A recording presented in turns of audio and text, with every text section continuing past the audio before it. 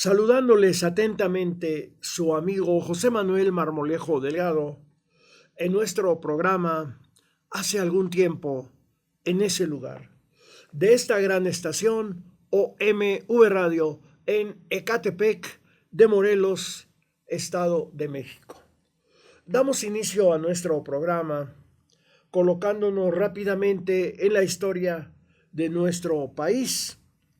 El periódico Excelsior del día 12 de agosto del año de 1928 publicó una curiosa esquela en la que el centro director obregonista avisaba que al clausurar sus oficinas creía haber liquidado todas sus deudas, pero que si alguna persona creía tener una deuda pendiente, entonces pasara a las oficinas del centro en Juárez 101, centro histórico de la Ciudad de México, y esta esquela la firmaba el tesorero T.P. Bay. Pues en efecto, tras el asesinato de Obregón, Calles trató de acabar con el obregonismo, y el primer efecto de esto fue que tuvo que cerrar el centro director obregonista, que además había sido la casa de campaña política electoral de Obregón, pero ya no podía sostenerse más. Lanzaban esta esquela avisando que si alguien creía tener que el centro director obregonista tenía una deuda con él, con ese lugar, pues se presentara a reclamarla. En el artículo Privatizaciones en México, publicado en Voces del Periodista, que es una revista del Club de Periodistas de México, José Manuel Iben Telles asegura que Álvaro Obregón Salido es en tan solo 4 años como presidente de la República se volvió millonario y que por esa experiencia convenció a Plutarco Elías Calles para que el periódico presidencial se extendiera a 6 años más, a 6 años. Obregón Salido afirmaba: 2 años sirven para eliminar a los enemigos, cosa que hizo, asesinando a muchísima gente, incluso a sus aliados, a los que lo apoyaron, a los generales que lo apoyaron. Otros 2 para pagar deudas y los 2 últimos para enriquecerse. Así de cínico y corrupto era Álvaro Obregón. Son sumamente interesantes las experiencias de los personajes del mundo del arte que vivieron la etapa histórica del Maximato. Nos asomaremos un tanto a la vida de Diego Rivera, quien a sus 35 años de edad, después de 14 años de estancia en Europa, regresaba a su patria. En su arribo a tierras mexicanas, combinaba la enorme alegría y euforia de volver a ver su suelo con el sentimiento de indignación que le ocasionaba la miseria de la gente y la injusticia. Eran 100 años de luchas intestinas en México, 100 años de traiciones entre los personeros del poder que derrocaban presidentes en azonadas militares para colocar en el Ejecutivo a determinado caudillo militar, sin principios y sin un proyecto de gobierno distinto al del derrocado. Pero la Revolución Mexicana del siglo XX anunciaba nuevos y mejores tiempos para el pueblo.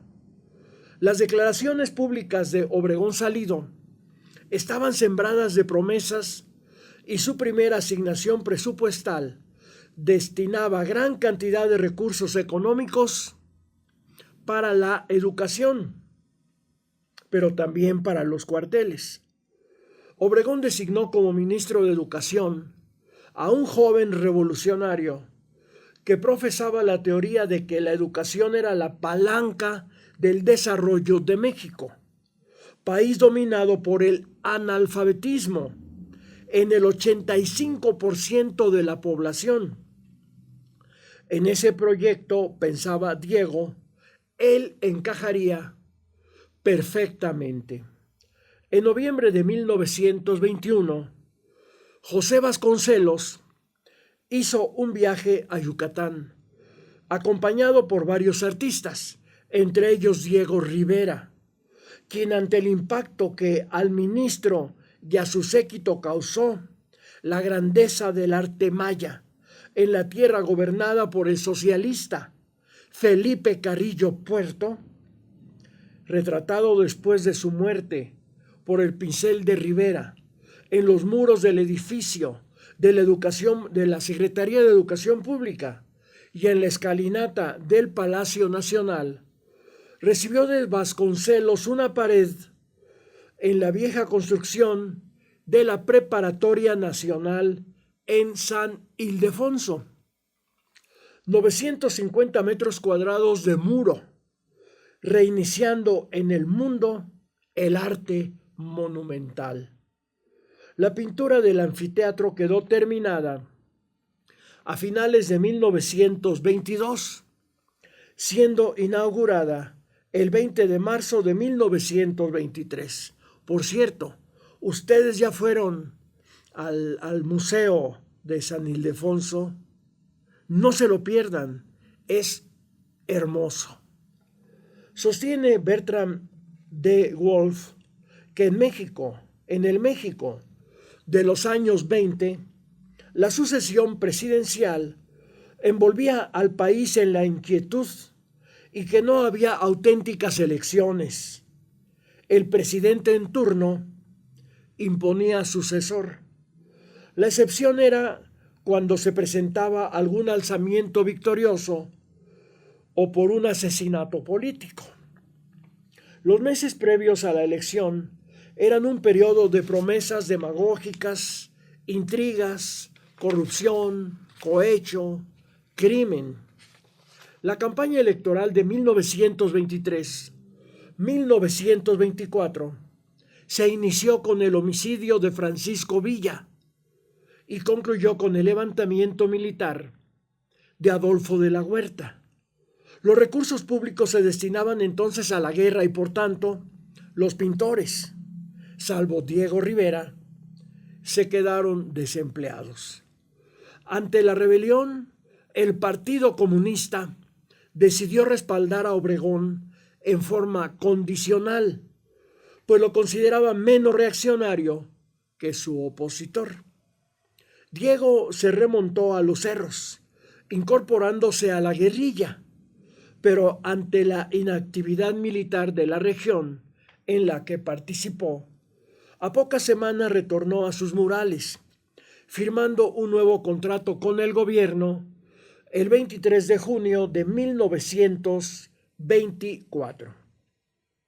Roberto Haberman, hombre cercano a Calles, le dijo que el primer acto oficial de Calles como presidente sería mandar borrar los feos monos de Diego en los muros de la Secretaría. Afortunadamente, Calles no tuvo tiempo de borrar las magníficas pinturas de Diego Rivera. Así dio inicio una feroz campaña en contra de los murales de Diego, bajo la argumentación de que dibujaba feas figuras humanas, muy distintas del estereotipo del arte europeo que dominaba al mundo de la pintura. En el fondo, sostiene Wolf, el ataque antidieguino era en contra del contenido popular de la obra de Rivera, que reivindicaba a los trabajadores y hacía fuertes críticas a la oligarquía. En 1935, un grupo de estudiantes bañó con ácido el fragmento de uno de los murales de Diego en el Palacio Nacional, en el que se veía cómo la Iglesia Católica explotaba la imagen de la Virgen de Guadalupe para esquilmarles dinero a los pobres.